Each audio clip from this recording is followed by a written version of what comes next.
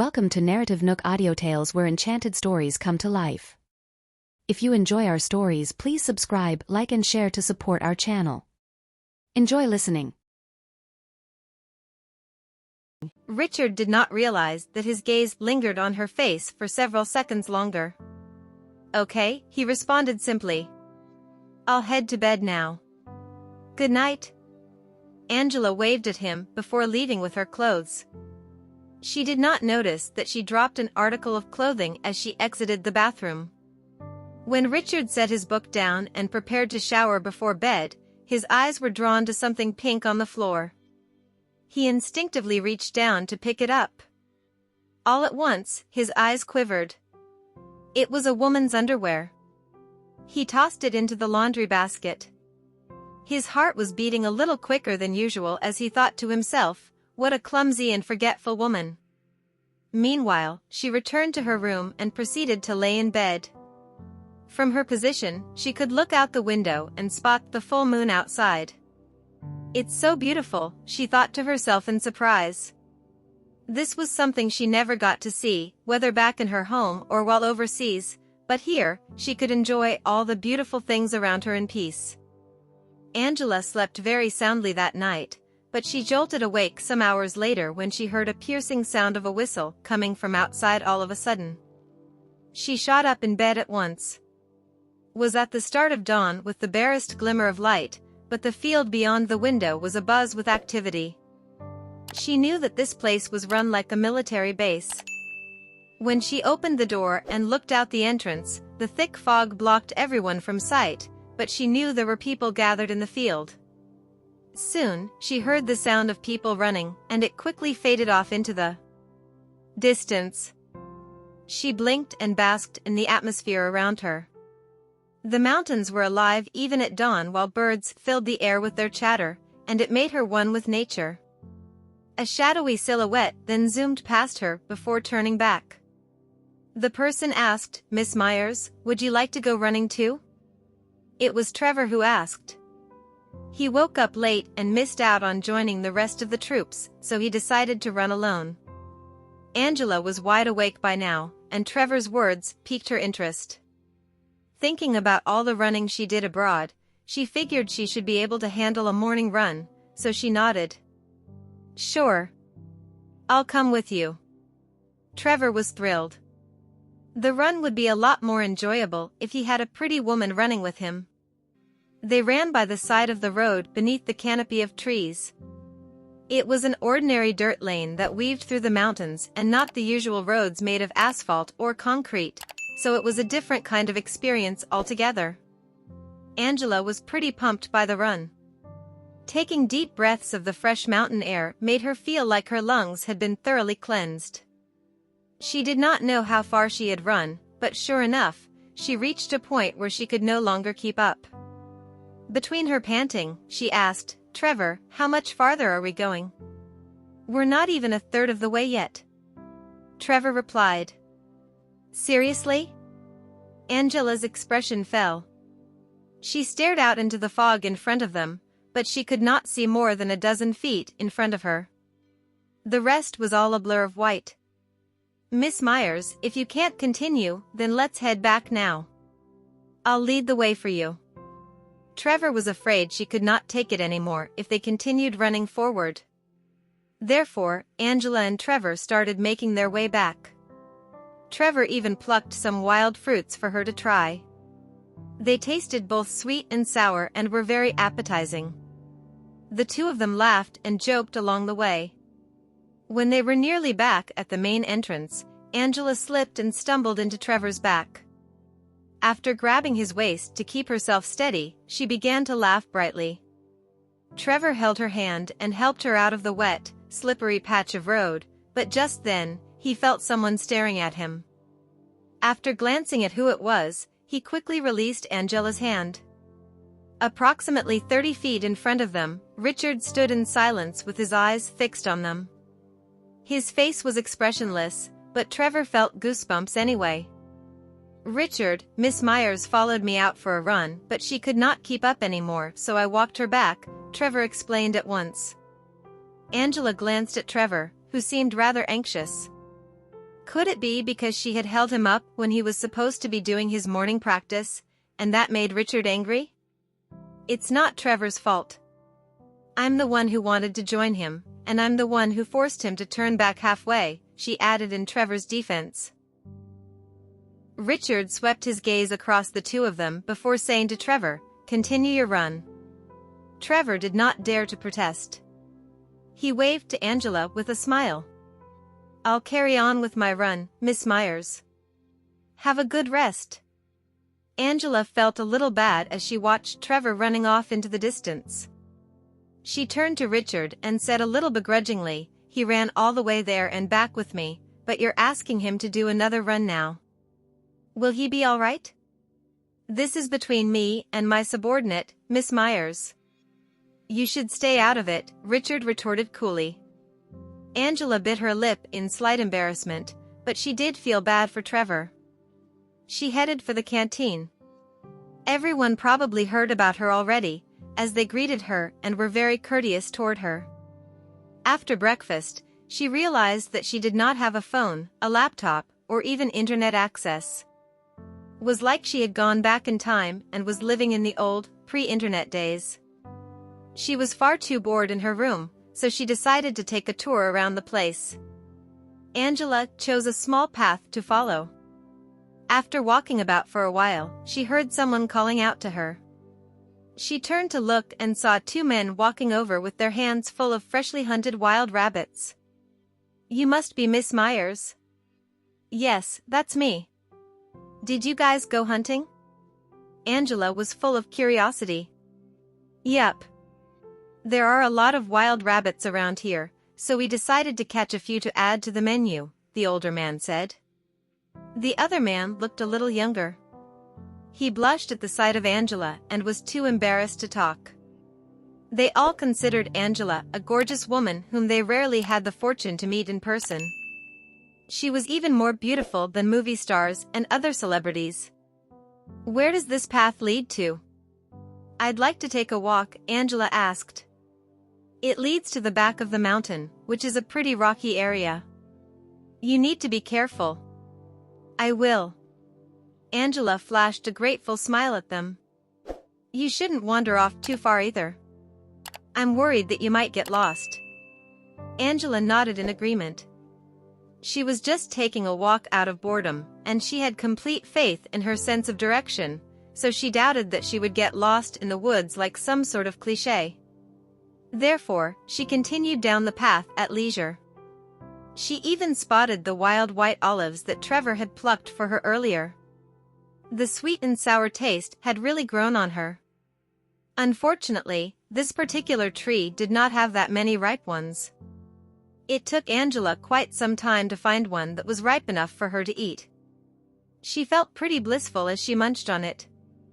She continued down the path, and soon enough, she arrived at a rocky plain.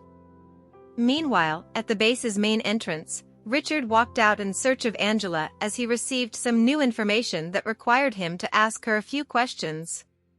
"Has anyone seen Angela?" Richard asked the people who were walking into the base. The two men who went rabbit hunting were among them, so one of them quickly responded, "Captain Lloyd, I saw Miss Myers heading off on a walk to the back of the mountain." Richard felt his head throbbing slightly as he exhaled. She was indeed a troublesome woman. Could she not just stay in her room and read a book or two? The back of the mountain was full of sharp, jagged rocks. It was not somewhere she should be running off to for some fun. He immediately headed over to the path that led to the back of the mountain. This was Angela's first time seeing such rocky mounds. She spotted a few boulders that looked quite flat, so she decided to try climbing up the side of the rocky mounds. Perhaps most people enjoyed taking risks in some ways, and she was certainly one of them. She wanted to challenge herself and see if she could climb up the rocky mound. Moreover, the wildflowers growing out of the side of the rocky ridges at the top looked quite pretty. She wanted to head up and take a closer look at them. Angela stepped on one of the rocks and grabbed another one for stability. Soon, she climbed up what seemed like an already trodden path that someone else must have used to climb up as well. She climbed and slowly began to realize that while it might have looked simple, it was far more exhausting than she expected. Soon, she could no longer find any footholds to step on either. It felt like there was no way for her to climb any further up. Suddenly, someone barked at her, "What are you doing?" Angela got a fright. At the same time, she lost her grip and her feet slipped off the rocks as well, and she ended up falling from a height of about 10 feet. The man who called out to her immediately sprinted over to catch her, but he was too late. Angela crashed to the ground, spraining her ankle when she landed. She instantly cried out in pain. Thankfully, Angela fell onto a soft patch of grass and did not end up with any internal injuries. She cupped her hands around her ankle and glared at the man who gave her a terrible fright. "Can you not just call out like that? You scared me half to death." Richard was a little vexed with himself too. When he saw her hanging dangerously on the side of the rocky cliff, his only thought was to stop her from climbing further, and he never thought he would scare her into falling off instead. He bent down and checked her ankle. Ouch! "It hurts." Angela had sprained her left ankle. "Stop running around for no good reason. You should have some self-awareness about your abilities." Richard frowned. He was furious that she attempted to do such a dangerous thing. After all, he promised that he would take good care of her and return her safely to her parents once everything blew over. "Believe it or not, but I'm sure I could have climbed up to the top." "Stop looking down on me, okay?" was full of confidence in herself. If he had not frightened her by calling out to her, she would have climbed up to the top by now. Angela brushed the grass off her clothes. There were a few blades of grass stuck in her hair, but she could not see them. Richard could see them clearly, but he hesitated, not knowing if he should take them out for her. Still, it did look pretty weird to have a few blades of dried grass stuck in her hair, so he decided to take them off for her out of the kindness of his heart. "What are you doing?" Angela stared at him warily. There was no one around them, so what if he tried to do something bad to her? Richard ignored her question. He simply plucked the blades of dried grass out of her hair and showed them to her before tossing them aside. Angela flushed red at once. "Oh gosh! What was I thinking?" He gave off an air of aloofness and self-restraint, so he would not be the kind of man to jump on a woman like that. She was overthinking it. She wondered if he had a girlfriend. He was probably at an age where he should be getting married. Though she was itching to find out, she decided against voicing it out loud. He might not even respond to her question anyway. "I'm injured. Can you help me up?" "Of course, I won't object to an offer of a piggyback," Angela said to Richard. He glanced at her before squatting down in front of her. He did not mind giving her a piggyback ride. Angela's heart skipped a beat. He's really going to carry me on his back? Taking a close look at his wide and muscular back, she climbed onto him a little shyly and reached out to wrap her arms around his neck. He swiftly stood up with her clinging to him like a koala. This had to be the strongest back she had ever ridden on. "Why did you come looking for me?" Angela asked out of curiosity. Was it because he was worried about her safety? "There's something I need to ask you." Richard was feeling a little awkward with her on his back. This was the first time he ever carried a woman previously. He only ever carried his military colleagues and subordinates. She was very light, and her body felt very soft. His senses were heightened as she stuck close to him. "What did you want to ask me?" "We'll talk about it when we get back." Angela was feeling a little bored again. Suddenly, she spotted another wild white olive tree with several ripened olives hanging from its branches, so she quickly said, "Richard, there's a white olive tree over there.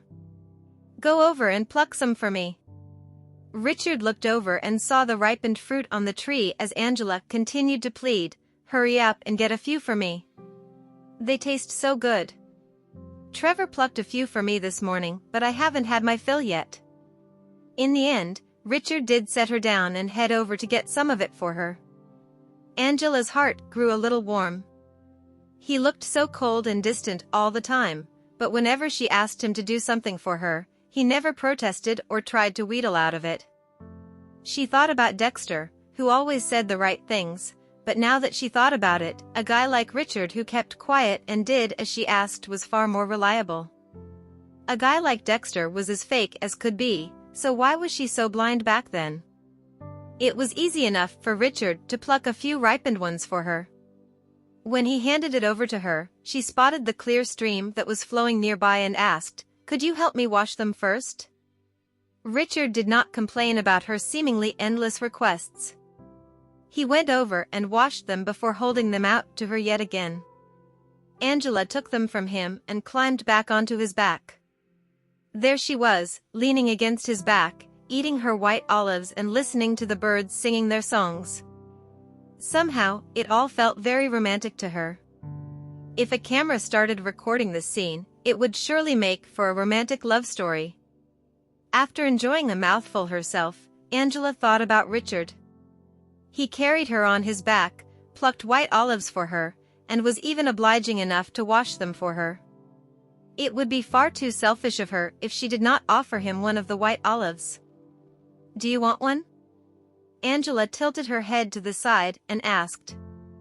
No, Richard was about to reject her offer when he found a white olive stuffed into his mouth. "Have one. Don't be shy. It tastes great." Angela chuckled right beside his ear. Her clear, melodious voice echoed in Richard's ears. It sounded so mesmerizing that his mind went blank for a few seconds. He forgot all about his initial rejection and began chewing instead. "He's eating it." Angela felt a peculiar sense of achievement, like she attained some kind of victory by breaking down Richard's cold and aloof exterior. She also had a roguish sense of amusement as she made up her mind to tease him whenever she felt bored in this place. It seemed like something fun that would keep her in a good mood. Richard piggybacked Angela back to the base's main entrance. When Angela noticed the suggestive gazes that everyone else was throwing at them, she began to feel a little embarrassed, but Richard continued to carry her all the way to the infirmary. The doctor checked Angela's foot and concluded that she had twisted her ankle and sprained her muscles. She would need to rest for a few days and stay lying down whenever she could. Angela had no choice but to follow the doctor's orders. It could not be helped. After applying medication to Angela's ankle, the doctor said, "Please wait here for a moment while I find a wheelchair to take you back to your room." "Oh, don't trouble yourself with that." Angela waved him down and turned her eyes toward the man who was currently standing on the side flipping through a medical book. "Captain Lloyd, could you carry me back to my room?" The doctor agreed with a smile. "That's a good idea. It'd save me a trip to the warehouse. It would have taken me quite a while to find a wheelchair there too." Richard snapped the book shut and placed it back on the shelf. His handsome face was neutral. There were no signs of annoyance or reluctance. After bending down, his strong, muscular arms reached under Angela's knees and arms and he hoisted her up like she weighed nothing. Just like that, she was safely tucked into his arms. Angela instinctively wrapped her arms around his neck. Right at that moment, she could sense that this man was 100% boyfriend material. For some reason, whenever she stood beside him, she felt like she had the courage to stand against the world. Angela was in the right position to observe his features up close, and from her viewing angle, his sharp, chiseled jaw looked particularly attractive. She felt very secure in his arms too, with no shaking or wobbling at all. It was quite a comfortable ride. "It's so boring to just lie in bed all day," she thought to herself, so she decided to make a request. "Captain Lloyd, could I borrow your couch for a while? I want to lie in your room and read a book or two instead. My room's too small. I'd feel claustrophobic." Richard frowned and said, "No. Why not? I promise that I'll just lie on the couch and read a book. I won't touch anything else. I promise, raised her hand in all seriousness and beseeched him with pleading eyes. Richard narrowed his eyes and fell silent for 2 seconds before turning down a different corridor that led to his room instead. Angela smirked. He looks all cold and stern, but he is quite agreeable after all. In the end, Angela got what she wanted. She lay down on Richard's couch and got him to bring the book she was reading the last time over to her. After flipping through a few pages, Trevor and Jared came over.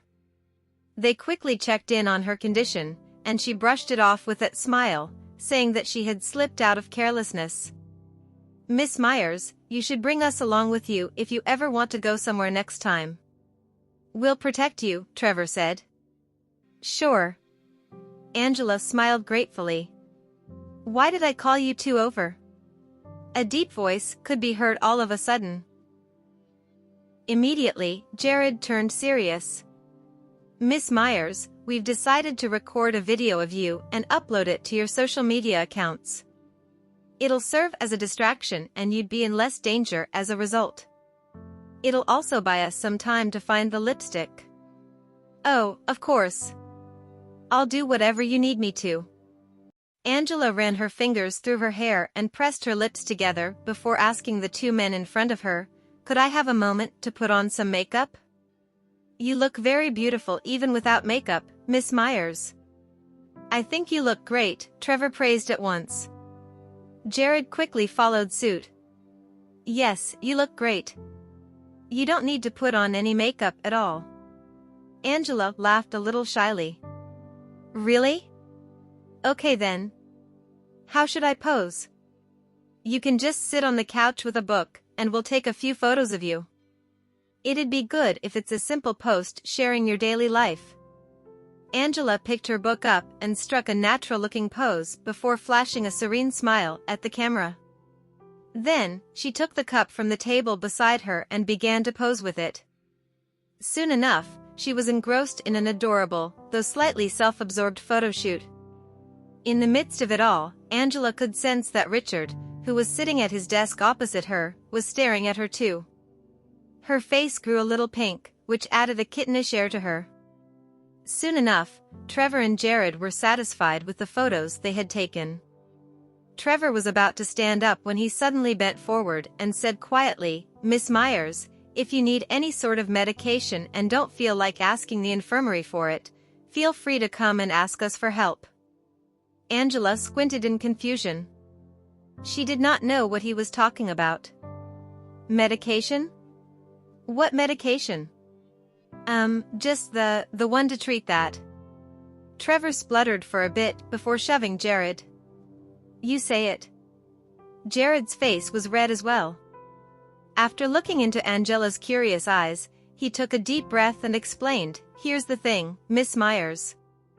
We've looked into Dexter Kavinsky's medical records and found out that he has a very critical, sexually transmitted disease. If you need that sort of medication, feel free to come to us for help. Yes, exactly. Don't feel shy about approaching us. Your health's more important, Trevor quickly added. Angela had turned scarlet by now. Was Dexter's medical condition the reason why he never tried to sleep with her? He pretended to be someone innocent in love and even swore that she was his first love, and that he had never liked anyone before her. A piercing gaze landed on her as well. It came from the man behind the desk. Very thought of that *** Dexter made Angela radiate pure hatred. When she felt the gaze that came from the person at the desk, she instinctively looked over. Richard swiftly averted his eyes, and his expression made it seem like he couldn't care less about this. He took his cup and sipped at his tea ever so elegantly. Angela took a deep breath. I don't need any medication, but thank you both for your concern. Dexter and I never went that far in our relationship. Both Trevor and Jared were completely red in the face. They had asked out of concern for her, but right now, they felt like they had encroached on her personal space instead. That's good to hear, Trevor said with a smile as he tugged Jared by the arm. "Come, let's get back to work." Jared and Trevor dashed out of the room as quickly as possible and wisely closed the door behind them. The atmosphere in the room was a little awkward. Angela bit her lip and her senses seemed to have momentarily taken leave of her as she asked Richard, "Do you believe what I just said?" Richard glanced at her. "It has nothing to do with me." Angela got a little frantic for some reason. "You don't believe what I said?" She raised her hand to swear, "I swear on my life that what I said earlier was completely true. I'm in excellent health with no sexually transmitted diseases at all. Please believe me." Richard frowned. "You should be swearing about this to your future husband instead." "Why are you swearing it to me?" Angela turned bright red yet again as she explained in embarrassment, "I'm worried you won't let me use your bathroom. That's why I have to explain myself clearly to you." Richard checked his watch. "Stay here and don't run around." He walked out of the room without further ado. Angela hid her face in embarrassment. Why did I swear to him? How conceited of me. That night, Angela could not head over for dinner herself, but someone was kind and thoughtful enough to deliver her food to Richard's room for her. Although Angela had only stayed there for a day, she could already feel how genuine and sincere everyone was, unlike the unforgiving people with a hidden agenda who used to surround her. Because of that, she started to fall in love with the relaxing environment. While having her meal, she proceeded to read a book but soon felt sleepy while doing so. Thus, she covered her face with it and unknowingly dozed off shortly after. When it was 9:30 p.m. at night, Richard opened the door and entered the room, thinking Angela must have already returned to her room by then, only to see her sleeping on his couch. At the sight of that, he couldn't help but feel annoyed, finding the lady troublesome. The next second, he walked closer to her and lifted the book that was covering her face, revealing her good looks in the illuminating light. With her long hair right behind her head, her beautiful appearance, coupled with her smooth skin, accentuated her elegance. Richard squinted, realizing it was his first time ever looking and admiring a lady's good looks so closely. It was as if Angela's face was a portrait on display for his personal enjoyment. In the meantime, the rosy cheeks and her thick eyelashes, along with her high nasal bridge and full red lips, were especially some of the most notable facial features on Angela's face. As Richard continued to keep his eyes on the lady's face, he somehow began to feel suffocated, his body tensing, especially at the sight of her red lips. Feeling a strange urge that was surging through him on the inside, he then stood up and left the room immediately, as if Angela was some sort of disease that was attacking his heart. On the other hand, she remained asleep until a loud bang on the door woke her up. She then opened her eyes and sat bolt upright irritably shortly before she wondered why she fell asleep in Richard's room. After that, she took a look at the time and realized it was almost 10 o'clock p.m., feeling bewildered that he was still not back in his room at that hour. Then, Angela stood up from the couch, feeling better in her ankle because it was now less painful, much to her relief. So, she limped out of Richard's room and made her way back to hers. On the other hand, Richard was covered in sweat from head to toe, as he was playing basketball alone on the court, putting more effort than usual into every shot without giving himself a break. As he managed to score a three-point goal in several consecutive shots, his subordinate happened to run into him. "Why are you still, Richie?" Sean asked. "I can't sleep." Richard aimed at the basket and took his shot accurately, looking very much like a professional basketball player. "Let's play together." Sean suggested that they played a basketball match.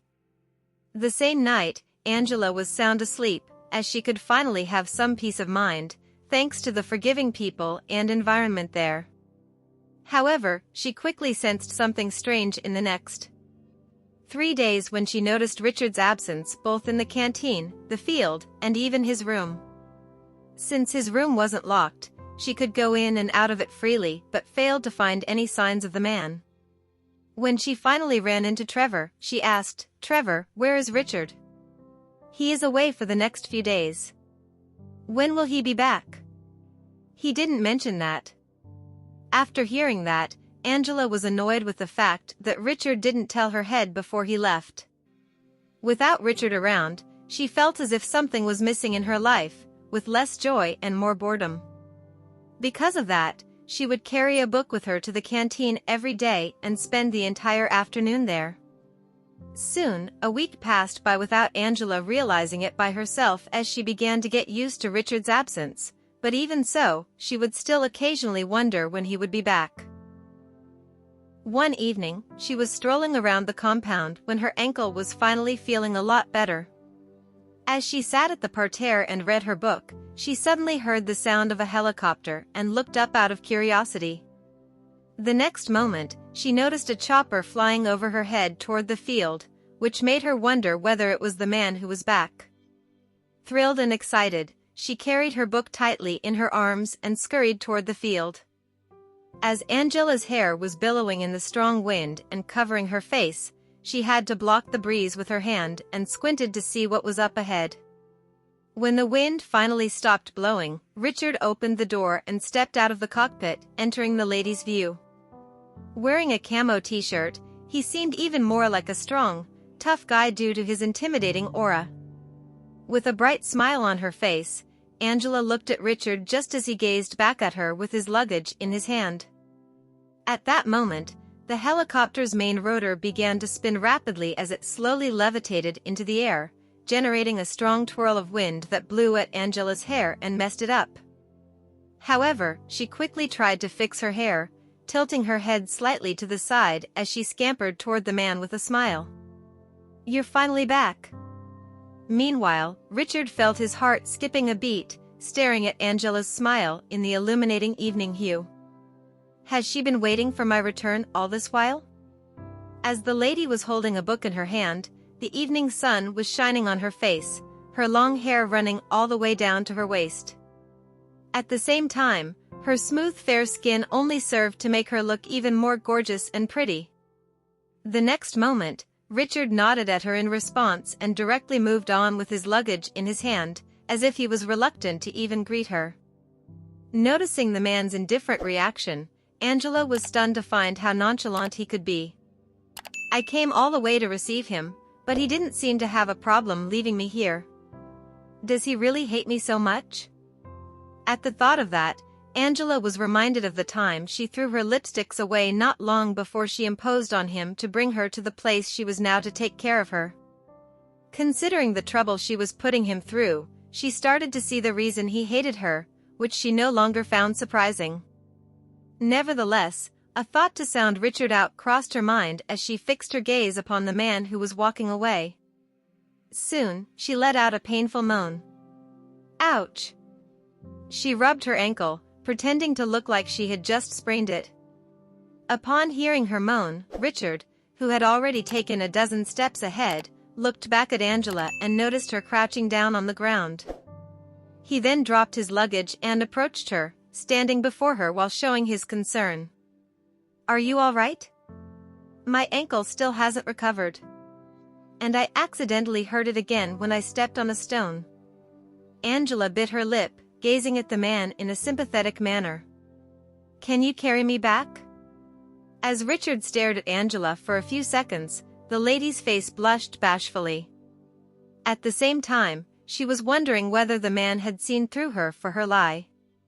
"Oops. I guess my acting was terrible. He isn't going to believe in me, is he?" However, just when she was about to get up, the man suddenly extended his arm and reached out to her, carrying her in his arms in the next second. At that moment, Angela was seen with a pair of smiling eyes, surprised by Richard's reaction to carry her because she thought he had always hated her. Leaving his luggage behind, Richard carried Angela all the way to her room while drawing the attention of many others along the way. Although Angela hid her face in the man's embrace in an embarrassed manner, the man ignored her expression and continued to carry her to the door before he finally put her down. "Go back into your room," the man told her and turned around, walking away. Thank you, Angela said. Upon opening the door, she entered her room complacently, her face blushing as she could only hear the buzzing in her head. She then looked down and thought about her acting. Damn. Did I just nail it, or was I just lucky? It was my left ankle that was injured last time, but I was rubbing my right ankle when I was acting just now. How could Richard not notice that? If he had, he would have seen through my acting. In that instant, a strong sense of embarrassment surged through her because she believed Richard should have been able to notice what was wrong, considering how shrewd he was. Why was he still willing to entertain me? He even agreed to carry me. She buried her face in the blanket while feeling an urge to confront Richard in his room about her question, wanting to find out whether he saw through her acting. Having contained her curiosity until after her dinner, Angela took advantage of the opportunity to return Richard his book and knocked on his door. As soon as the door was open, the man was seen wearing a casual outfit, his laptop on his desk, which indicated that he was in the middle of his work. Hi. I'm here to return the book. Angela was a little too embarrassed to look Richard in the eye, even struggling to speak in full sentences. Richard stood aside and let Angela enter his room. She then walked to his shelf and put the book back to where it was, only to take another book away. She then peeked at the man who was working in front of his laptop for a few moments and took a deep breath, deciding to find out the answer to her question. Richard, there is something I want to ask you. Why were you willing to carry me this afternoon? Angela asked, her eyes wide open. I thought you said your ankle was injured, didn't you? The man replied, without even looking at her. Yeah, I did, but don't you remember which of my ankles was hurt last time? Angela asked guiltily. Upon hearing the lady's question, Richard curled his lips upward, his eyes filled with mischief and playfulness. When Angela saw his ambiguous smile, she could only hear buzzing in her head. Just as I expected, he knew I was just pretending. If you knew I was pretending, why did you still go ahead and carry me? Angela decided that she might as well reveal everything, abandoning her pride. Consider this the last time of your mischief, Richard replied calmly, implying that he didn't want her to pull a prank on him ever again. Angela grunted and said, You didn't bother to talk to me this afternoon. I'd been waiting for you for a week, but when I showed up to receive you, you didn't bother to say anything to me. Richard, who was typing at that moment, paused and asked with a deep voice, Why were you waiting for me? I was worried about you. After all, I'm wanted by many international crime syndicates, and I was afraid for your safety. Angela spoke her mind, revealing the moments in the past few days when she was troubled by those disturbing thoughts. In fact, she even woke up to a nightmare in which Richard was running amidst a shootout before an explosion happened. When she woke up from her sleep, she found herself covered in cold sweats. Soon, Richard closed his laptop and calmly said, I am and will be fine, so you should worry about yourself more instead. I know I've been imposing on you lately, so I guess it's not surprising for you to hate me. Angela resented herself out of nowhere. As soon as Richard heard that, he turned his attention to Angela and wondered when he had ever said that to her. You should return to your room now, he said, thinking it wasn't appropriate for both of them to stay in the room because it was getting late. In the meantime, Angela had no choice but to leave the man to it as she reluctantly embraced the plausibly unpleasant truth that the man hated her. The next morning, Angela tidied her room and went for a walk just when she ran into a man with an approachable and cheerful aura. Good morning, Miss Myers. Good morning. Have you had your breakfast? Sean asked. Nope, I haven't. Would you like to join me then? Angela pondered for a while, thinking it wasn't that bad to have some company since she found it boring to have her breakfast alone. Sure. She smiled and walked to the canteen with the man. As a man who was over 6 feet tall, Sean made a perfect match with Angela, thanks to his good looks. Because of that, both of them turned many heads. wherever they walked past. They look like a lovely couple, don't they? After sitting down opposite Sean, Angela didn't seem to have a good appetite when the food was served because of her bad mood. Noticing how she was picking at her food, Sean said in surprise, "You need to eat something, Miss Myers. You need to get your strength up. Let's just drop the miss. Call me Angela instead. It's not like I'm a daughter from some rich family." Angela said. "Sure thing. I'm 1 year older than you are anyway, so Angela it is then. Come on. Have some eggs. They are a perfect choice for a healthy breakfast." Sean proceeded to peel off the shell before giving her the eggs. Although Angela shook her head in refusal, Sean cordially went on to peel off half of the egg's shell before he gave the egg to her. "Come on. I peeled off the shell for you, so you're going to have to eat it now." Thinking it wasn't appropriate for her to turn Sean down, Angela took the eggs in her hand and said, "Thank you, Sean." Meanwhile, Jared and Trevor happened to see the intimate interaction between Angela and Sean, thinking they would make a perfect couple. After their breakfast, Sean left for his work while Angela decided to take a stroll outside to admire nature's beauty. Having arrived in the meeting room, Sean was seen humming with his laptop in his hand just when Trevor and Jared playfully winked at him. "Look who it is. Sean seems to be in a good mood." Jared pulled his friend's leg. "Well, he just had a sweet moment during breakfast with Miss Myers. So, how did that not lift his mood? What are you guys talking about?" Sean was annoyed. "You two were chatting and laughing with each other. Besides, you also peeled off the eggshell for Miss Myers, didn't you? But don't worry, we, as your friends, will be sure to help you win her heart," Trevor announced confidently. Thank you for listening. If you have enjoyed this story, please like and share so others can see it too. Also hit the subscription button and notification bell so you can be notified on our next release. Thank you for your support. God bless you.